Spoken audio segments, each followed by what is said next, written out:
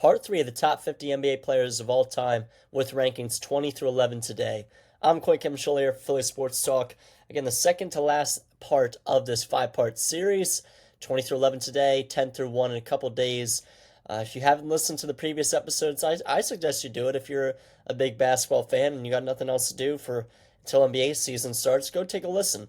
If you just want to hear 20 through 11, well, should be a pretty interesting episode. There's a lot of good debates in here, a lot of topics to go over. And so I'll get right into it. So if you are new, my criteria, everybody has different criteria for how they rank these guys. My criteria, it's mainly based on legacy, dominance, and impact. And also accolades and championships, all that other stuff plays a big role in it. But kind of just, what kind of legacy they left behind. So again, since today is 20 and down, I'll give you like the guys right behind 20 just so you have a good understanding. I'm only going to say like the last 5 guys. So spoiler if you want to save it. 21 was Giannis, 22 David Robinson, 23 Karl Malone, 24 Kawhi Leonard, 25 Dwayne Wade, and 26 Stockton. So I won't go any further past that. I suggest you go back and listen if you want to. But we'll get right into it. So my number 20, I have Kevin Garnett. So one of the best defensive players of all time and one of the better trash talkers of all time as well. And he backed that up with the 2008 Defensive Player of the Year award and a championship in that same year. 12-time all-defensive teams. Also was drafted out of high school, which is pretty cool. Could guard all 5 positions on the floor and was good offensively as well. He was the anchor of the '08 Celtics championship alongside Paul Pierce and Ray Allen, even though Pierce was the guy that got that finals MVP. And he was an all-star from 1999 till 2011, which is absolutely insane. He did win an MVP back in 2004. His numbers right there, 24 points per game, 14 total rebounds, 5 assists, just excellent. 2.2 blocks that year, while only averaging 2.6 turnovers per game as an MVP option there. So some pretty good numbers for Garnett. He's a 15-time All-Star, 9-time All-NBA, 12-time All-Defense with that MVP, the '08 Defensive Player of the Year award, and a champion, along with 4 rebounding titles. So one of the best power forwards of all time. And he deserves his flowers here at the number 20 spot. A true two-way player, seriously, and one of the first kind of modern bigs in the league to really just dominate on both sides of the floor. Retired with career averages of 17.8 points per game, 10 rebounds, 3.7 assists, 1.4 blocks, and 1.3 steals. So could play both power forward and center, depending on the system. So a pretty good resume there for Kevin Garnett. Spent most of his career in the beginning with Minnesota before leaving to go to Boston in that first year. They won the championship in 2008. So, he was with Minnesota. It's kind of been a poverty organization for the entirety of their franchise. And there was, going to be an NBA champion the year after is pretty neat. So I do have Kevin Garnett rounding out at number 20. And I'm going to take a cut here as I pull up my stats for the next guy and my notes. I will be taking cuts from time to time. That's just because I got to pull up all my notes and each player's basketball reference page when I'm going to the next ranking. So you see the transition, that's why. But at number 19, I have Jerry West. And the first thing I want to say is he's the logo of the sport. So that is pretty iconic in itself. But Jerry West averaged 27 points per game for his career with a money mid-range jumper. And if you listen to the recent podcast I made from 30 to 21, you'll know that the other day I saw film of the 1970 NBA Finals of Jerry West and Wilt Chamberlain and the Lakers, and that skill gap wasn't as crazy as you might think it would be, and kind of makes you respect that generation a little bit more on the basketball court, and his mid-range jumper was on display. It was really neat. I suggest you try to go watch some old film of these guys, but it was the 1970 NBA Finals again, and it was colorized as well. It's really impressive, but he also had a 60-foot buzzer beater in that same NBA Finals. He played in 9 NBA Finals total. He only won 1, though, often losing to the Celtics, which, a lot of guys I've said in this series have been falling victim to the Celtics or MJ's Bulls or the Spurs or the Warriors. That's just how it is. So I'm only going to talk about his playing career, but it is kind of interesting how he goes to the front office of the Lakers after his playing career, and he played a monumental role in their success as well. He helped build the Showtime Lakers and then later helped develop and get Shaq and Kobe to the Lakers. But, we're not going to factor in coaching and all that stuff. He is the only player to ever win Finals MVP in a Finals loss. And it's a shame that he couldn't win more. Again, often losing to the Celtics, but he does have that one championship in 1972. He retires as a 14-time All-Star, 12-time All-NBA, one assist title, one scoring title, 5 All-Defensive teams, and Finals MVP in 68 and 69, as I said. So pretty stacked resume for the logo. And just the legacy for me does loom a little larger for Jerry West as opposed to Kevin Garnett. And he also has the accolades numbers in my eyes. So that's why Jerry West is over Kevin Garnett. At number 18, I have Dirk Nowitzki. So he's responsible for one of the heaviest reigns of all time against 2011 LeBron's Heat, as that was their first year together between LeBron, Dwayne Wade, and Chris Bosh. Obviously, that was the big thing, the big trio, and a super team. And Dirk Nowitzki pulled it off without having another All-Star on his team. Obviously, Jason Kidd was there, but that was the back end of his career. So really heavy reign there if you consider how much of a super team the Heat were. One of the first dominant big men that could shoot the lights out from anywhere, and that was backed up with his numbers, shooting 47% from the field for his career and 38% from three in his career. And this is, again, as a 7-foot power forward at 245 pounds, which, wasn't as common back in that time, even though it wasn't that long ago. His vintage one-legged fadeaway was unstoppable. It's a pretty cool shot in basketball history as well. He spent his whole career with Dallas, taking pay cuts late in his career as well to try and get one more championship with Dallas. Could not get it. 6th all-time in scoring with 31,560 points, and the first European man to win MVP in 2007. So he retires MVP, 14-time All-Star, 12-time All-NBA, 2011 Finals MVP. Again, elite shooter from everywhere. It's a shame he couldn't get another ring, but he is responsible for one of the heaviest reigns of all time. In that MVP year, he averaged 24.6 points per game, 9 rebounds, 3.4 assists off shooting 50% from the field and nearly 42% from three, which is just ridiculous as a 7-foot power forward back in 2007. So I do have Dirk Nowitzki at number 18. I told you guys in recent podcasts, if you've listened to the previous ones, that when two players are pretty close or the resumes are kind of close, which I think Dirk's and Jerry West's is pretty close, I usually give the edge to the more modern player, and Nowitzki is also responsible for one of the most heavy reigns of all time. So I do have Dirk Nowitzki here at number 18. But these next 3 to 4 are really, really close. And I will tell you who these next 3 to 4 were, who they are, but I'm not going to tell you the order until I get into each player. I have Julius Erving, Oscar Robertson, Moses Malone, and Nikola Jokic. Those are my next 4. I just want to tell you right now, and I also did not say it in order as well. I just want to repeat that. But these 4 players are really close to me, and I'll get into the Nikola Jokic one later, which most people might not agree with, and I'll explain all that. But number 17, I have Dr. J. Extremely flashy player for his time, kind of popularized the dunk almost, like just with his athleticism in the air. Really fun player to watch in that time period. He was the face of the ABA before transitioning to the NBA, and he won an MVP right away when coming to the NBA. 4 total MVPs, 3 of them being in that ABA and 1 in the NBA. Shot over 50% from the field for his career, and he was a fan favorite. And then eventually when Moses Malone teamed up with him later on in his career, obviously they got the ring. Moses Malone did get the Finals MVP, but I'll get into Moses Malone in a few. Obviously, I do have him ahead of Julius Erving. Just depends on how much further I have him over Julius Erving. So Dr. J, 16-time All-Star, 7-time All-NBA, 5-time All-ABA, the 4 total MVPs, as I said, that 1983 championship, 1 All-Defensive team, and so it's some pretty cool stuff. Earlier in his career in the ABA, even his first year, he averaged 27 points per game. Year 2, 32. Year 3, 27.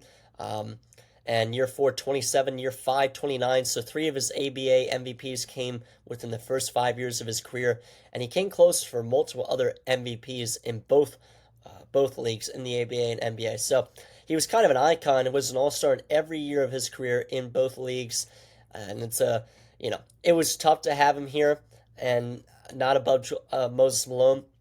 And Moses Malone is my 16, so I'll get into that in a second. I originally did have Dr. J over Moses at 16, but I really looked at it a little bit harder. And Moses Malone for me seemed like that missing piece for the Sixers team in '83, and Moses Malone for me just made a little bit more of an impact, getting that Finals MVP and more NBA MVPs over Dr. J as well. So that was one of the bigger things Moses Malone has 3 NBA MVPs. I know Julius Erving has 3 ABAs and one MVP in the NBA. Lots of letters there. I'm sorry.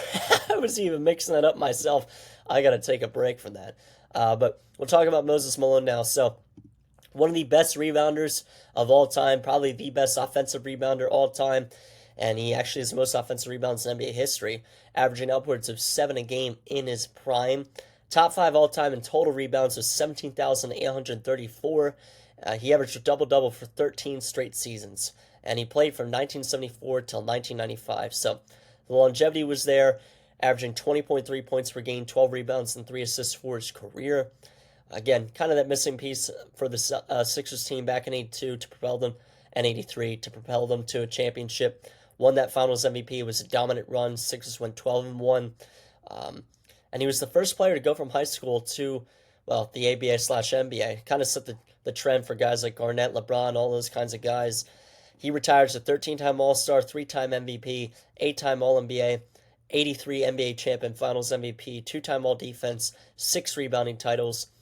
In one of his seasons to win MVP, he averaged 31 points per game and 14.7 rebounds, which is just ridiculous. So in his prime, he was just a monster on the glass, and just offensively too, very, not as flashy as Dr. J, but just more effective. Couldn't shoot though, but a lot of guys can't shoot. 9.6% from 3-point land for his career.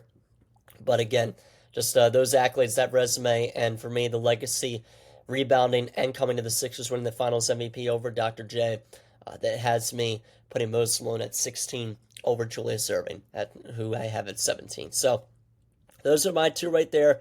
And I've got to put one name actually in that mix of 4 guys I was talking about. I realize now that I only said 3, unless maybe I didn't. I don't know, maybe I'm losing my mind. But number 15, I have Oscar Robertson. So spoiler, Jokic is over him, which again, I might get some heat for, but I'm going to talk about Oscar Robertson first.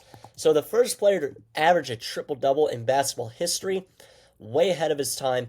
In his prime, he was averaging 31, 10, and 11 consistently. And he retired averaging 25.7, 7.5, and 9.5. 9.5 assists, that is. A size nightmare for his time for other point guards, staying at 6'5", 205 pounds. So that played a big part of it. Kind of a more modern-day point guard, just put in that time. This is somewhat off his topic kind of for this ranking a little bit, but kind of at the same time not. Was a major part in players' rights following the Oscar Robertson lawsuit, which kind of helped players earn better contracts and incentives. Also serving as the first president of the NBA Players Association. So that kind of played a part of, his role as a basketball player as well. He retires 12-time All-Star, 11-time All-NBA, 6 assist titles. He won the MVP in 64, Rookie of the Year award as well, the 1971 NBA championship. And he was the motor of that 1971 championship for the Bucks, even though he did not win the Finals MVP. But still, Oscar Robertson for me, way ahead of his time. Seriously, pretty insane that he nearly averaged a triple-double for his career in that time period. So, insane numbers there. Speaking of triple-doubles, we're going to get into 14, and this one's going to be a little bit controversial. I don't care. I have Nikola Jokic at 14, as I said. And again, I know I'm going to get some hate for this, but I don't care. For me, in his prime, I think this is the best basketball player I've ever seen play. I've started watching basketball seriously back in 2019, so I kind of miss peak LeBron, even though LeBron is still elite to this day. I kind of missed a couple of other guys here and there, but Nikola Jokic for me, it's just ridiculous. The difference of the plus-minus category when he's on the floor compared to off for the Nuggets is just insane. And we can start with the fact that he already has 3 MVPs, a Finals MVP, and the Western Conference Finals MVP. And I am a believer in the fact that he should have won MVP this year over Shea. I don't think he was snubbed, but if I had the choice of who should have won, I think Jokic should have won. He averaged 29.6 points per game, 12.7 rebounds, and 10.2 assists, so he averaged a triple-double on the season, while shooting 57.6% from the field and 41.7% from 3. Ridiculous numbers. One of the best seasons I've ever seen, in all honesty. And again, the fact he didn't get MVP, a little beyond me. I didn't think it was insane that Shea got it, but I just would have put Jokic over him. It may have been voter fatigue. That's that's just my opinion. And as a Sixers fan, I know it's kind of crazy because obviously Embiid and Jokic is a big debate here and there. Not as much anymore with Embiid's injuries, but still, I don't care. He's the best passing big man in NBA history, and honestly, one of the better passers of all time. First in NBA history in triple doubles by a center, and he's climbing the all-time list rapidly as well, especially if he's going to average triple doubles like he is right now, which is insane. I'm not an advanced stat guy, but all those advanced stats, all the dorky stuff points to him being one of the best players of all time. And he became the first player in NBA history to lead a postseason in points, rebounds, and assists, which is insane. I may have said insane a lot. I don't care. This guy is unbelievable. And that was also the year they won the championship over the Heat, all while being a second-round pick, needless to say. So just a ridiculous resume for Nikola Jokic, even at such a young age that he is now, and even at 30. Seven-time All-Star, seven-time All-NBA, 3 MVPs, Finals MVP, NBA champion, Western Conference Finals MVP. Insane. And he even shoots the three ball well. This guy also can just shoot from wherever you could possibly imagine on the court, and it doesn't matter what kind of motion he's in or who he's being guarded by. He's going to make some crazy shots. So one of the most impressive players I've ever watched. I got to see him in person once back in 2019. I want to see him again soon because, again, I think this is the best player I've ever seen play in this generation. But, he has a lot of time to still climb this list, and I think he will climb this list. There's a chance he could sneak into the top 10 when it's all said and done. But number 14 right now for Nikola Jokic. At number 13, I do have another player still going today, Kevin Durant, my favorite player of all time and the best scorer, all-around scorer of all time. I do think that Jokic will pass him when it's all said and done, but I do love Kevin Durant. I originally had him at 12, but I dropped him one, and I'll get to that in a bit. Again, the best all-around scorer of all time, has 2 reigns and 2 Finals MVPs, which I know are a little controversial because they were with the Warriors. He left the Thunder, didn't tell Russ about it, and just kind of stabbed him in the back a little bit. But at the same time, this is basketball. This is a sport. Some guys leave. That's just the reality of things. And so he goes to the Warriors. I know it's a little interesting because, they beat him. They gentlemen swept him, and then they swept them in back-to-back years. So they weren't the most insane reigns of all time. But at the same time, Durant was the difference between the Warriors losing in 7 games and them winning in 5 and then sweeping in 4. So that's one way to look at it. And in the 2017 NBA Finals, he averaged 35-plus points per game on 55% shooting, which is just ridiculous. At his size, with his shooting abilities, he's unguardable without a doubt, and he's still elite in today's game, averaging 26.6 points per game this past season, off of 52.7% from the field and 43% from 3. So Unk still got it, absolutely still got it. Obviously, he's going to the Rockets now. We'll see if they can go into potentially a championship contender. Obviously, got the 2 seed this past season for the West, but I wouldn't mind seeing them contending because, again, I do love Kevin Durant a lot. He's kind of the guy that got me into basketball a little bit. So, faced a lot of criticism, I know, for, leaving the Thunder, going to the Warriors. I don't care. This guy, it's just, you can't deny greatness, and he's the greatest all-around scorer of all time. My favorite player of all time, again, 15-time All-Star, 11-time All-NBA, 1 MVP, 2 Finals MVPs, 2 rings, 4 scoring titles, and a Rookie of the Year award. Just an insane basketball reference page. In his MVP year, 32 points per game, off of 50% from the field. Just ridiculous. So, Kevin Durant at number 13 for me. We are getting into our last 2 rankings of this episode. And number 12, my original 13, but I had to put him over Kevin Durant. I don't know what I was thinking, honestly. I have Hakeem Olajuwon, probably the best defensive center. No, the best defensive center of all time. Was drafted before Jordan and isn't considered a bust, which is absolutely crazy to me. And in the 2 years that Michael Jordan was gone, he took an undermanned Rockets team to back-to-back championships, winning Finals MVP in both years without any other significant players on that roster. All-time leader in block shots with 3,830 and is backed by 2 Defensive Player of the Year awards. Known for the Dream Shake offensively, and again, I watched a video recently. It wasn't that recent of a video. I think it was probably like 10 years ago or so of him and Dwight Howard on court working on post moves, and it was just poetry in motion. You can probably find it on TikTok. I would go search that up, honestly. It was cool to watch. For me, his legacy over KD's is, it's honestly, I don't think it's that close, really. I know Kevin Durant's the best all-around scorer of all time, in my opinion, but Hakeem Olajuwon is just the mold for like a perfect center.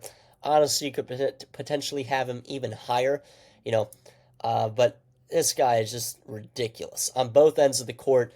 The two Defensive Player of the Year awards that I said, 9-time All Defensive Teams, won an MVP back in '94, 3 block titles, 2 rebounding titles, 12-time All NBA, 12-time All Star. And it's I can't understate it enough, or I can't say it enough, the fact that he is not considered a bust, even though he's picked over Michael Jordan. Just some cool stuff from Hakeem Olajuwon, one of my favorite players of all time as well.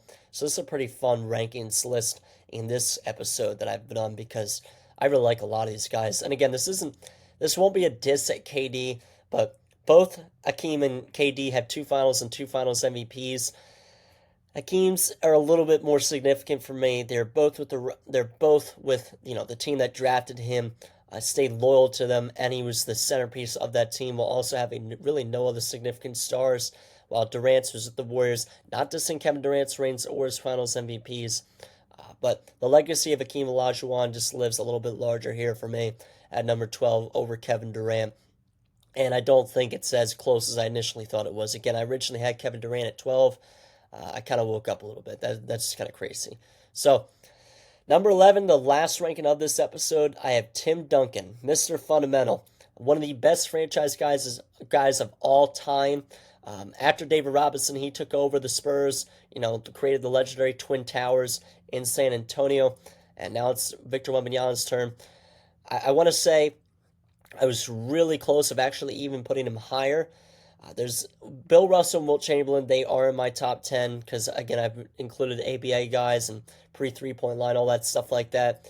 But I almost docked them a little bit for their era because some of these guys' greatness, like Tim Duncan and stuff like that, should be ahead of them a little bit more. And honestly, I kind of almost wish I left them off this list, but they are in my top 10. They deserve to be. This is an all-time basketball list, no matter the era. So I do have Tim Duncan at number 11, even though he potentially could be higher. He was a beast, winning 5 NBA championships, 3 Finals MVPs, and 2 MVPs as well. Elite on both ends of the floor, was elite at scoring, rebounding, defense, shot blocking, you name it, and part of one of the greatest dynasties of all time, along with Greg Popovich. Kind of crazy he didn't win a Defensive Player of the Year award, but still. 15 all-defensive teams, which is tied for the most in NBA history. Averaged 2.2 blocks per game for his career, and made the playoffs every year of his career from 1997 to 2016. So, 15-time All-Star, 15-time All-NBA, 15-time All-Defense, 5-time NBA champion, 3-time Finals MVP, 2-time MVP, Rookie of the Year award. Just a ridiculous resume from Mr. Fundamental Tim Duncan here at number 11.